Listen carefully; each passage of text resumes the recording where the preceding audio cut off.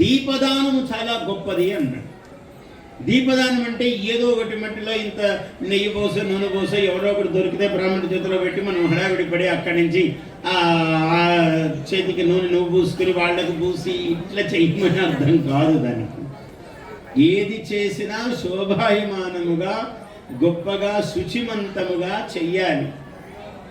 చిన్న ప్రమిద వెండిదో బంగారముదో దీపం తీసుకుని దానిలో ఆద్యము పోసి తగినంత తాంబూలము దక్షిణ ఇచ్చి ఆయన మళ్ళీ మరుసటి రోజు కూడా దీపం వెలిగించాలి కదా. దాంట్లో ఓ సంవత్సరమైనా వెలిగించాలా?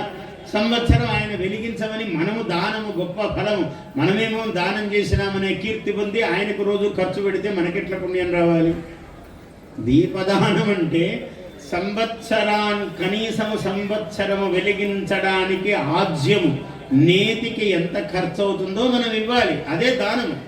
ఊరికే చేతిలో పెట్టి మనం ఇట్లా ఇట్లా అని పరిగెడితే రాదు పుణ్యం.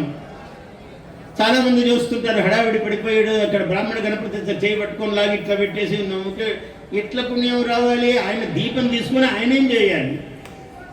ఆయన మళ్ళీ వెలిగించాలి కదా దాన్ని.